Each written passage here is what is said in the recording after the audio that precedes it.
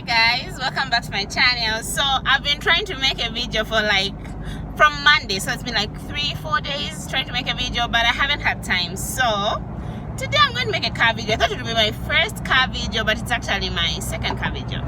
So today I'm just going to be reviewing my lessons from the KUPES chat that we had on the 17th of August at Mulungushi, and our speaker was Ms KUNDA MANDO. It was a big deal for me. I was emceeing, so it was pressure, because Kunda Mando was the guest speaker and I was emceeing. But the highlight of the moment is that she told me I was good and I should continue doing what I do. So that was amazing. So I was going to continue doing this thing, talking. So I'm going to give you my lessons from the chat. So before, it wasn't just, we had a lot of speakers. We had Mrs. Chitewa, Ms Kunda, and somebody from NatSafe. So I'm just going to consolidate the lessons that I learned from everybody into just one video. So my first lesson, Mrs. Chitewa talked to us about happiness, right?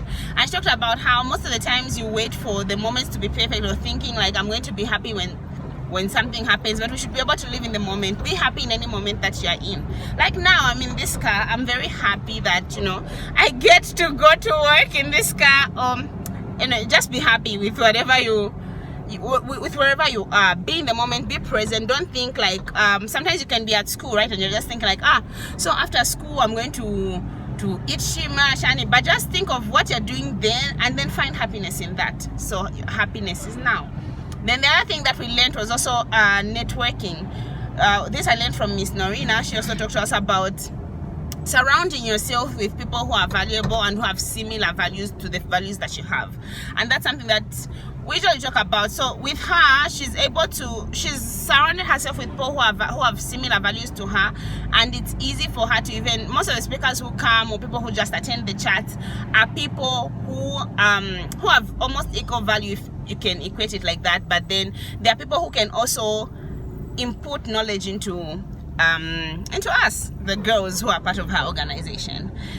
And then now Ms KUNDA MANDO came. Okay, for people who were there, I'm sure it was too deep, it was emotional, it was something that's different from the chats that I've attended, and it's something that most people don't talk about. So we talked about we learned about how God is able to heal our broken hearts, and then sometimes we get brokenhearted by so many things. So it's not just, there's relationships, which is the biggest thing that everybody talks about, but not just relationships. There's also sometimes maybe you get to lose your job, or you get to finish school and not able to find a job. There's so many things that break our hearts, or things that cause us to just have a poor or bad countenance, or just think like, where is my life going now? But then God is able to heal us from all those things. So now I'm going to give you some points of things that we learned. Sorry, we're passing on those to my speed humps. So the first thing is parental sacrifice, right?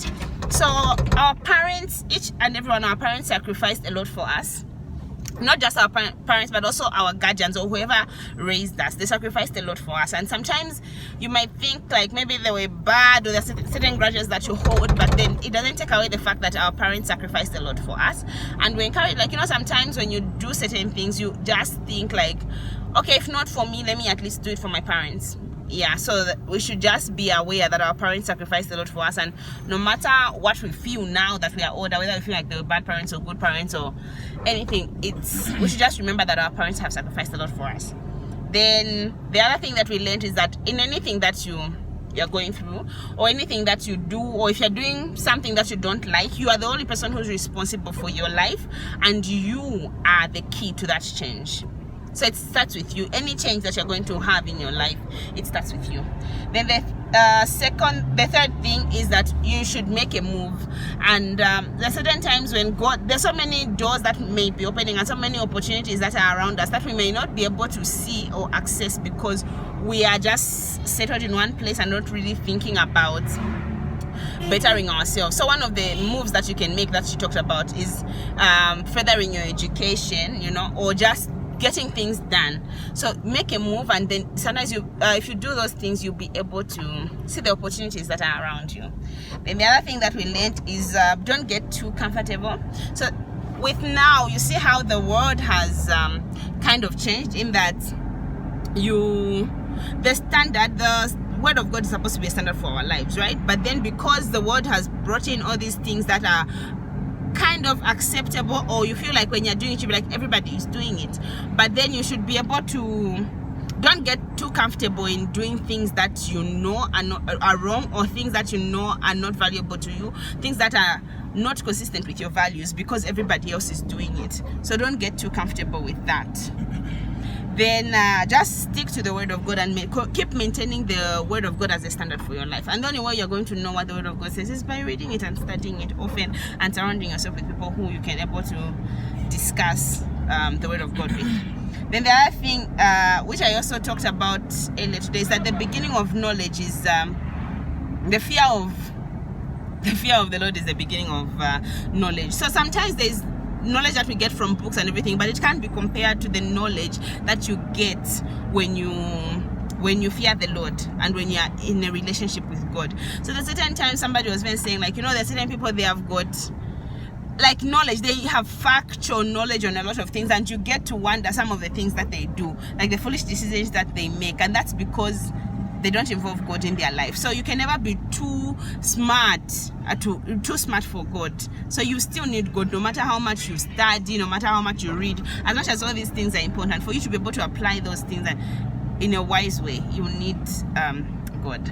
Then the other thing that we learned is stand your ground. So for you to stand your ground, I was just thinking about it, like for you to stand your ground, you need to have a ground that you're standing on, right? You need to know where you stand for you to stand your ground, if that makes sense. So you should know what you're worth, what your value is, where you're going, what your purpose is. Then it will be easy for you to stand your ground and to just, like, your decision should be in line with your values. And if anybody else tries to distract you from those things, you just need to stand your ground. Then the other thing is decide to do the right thing. I know most people think doing the right thing is hard, but I feel doing the right thing is hard, but doing the wrong thing is also hard.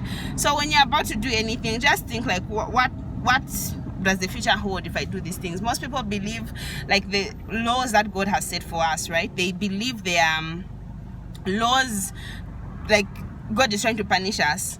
But then one thing that I learned is that when it's some of the laws that God has put for us, they're not for Him per se, they're for us. They're for us to be protected and for us to live well with the people around us. So just decide to do the right thing and then do it.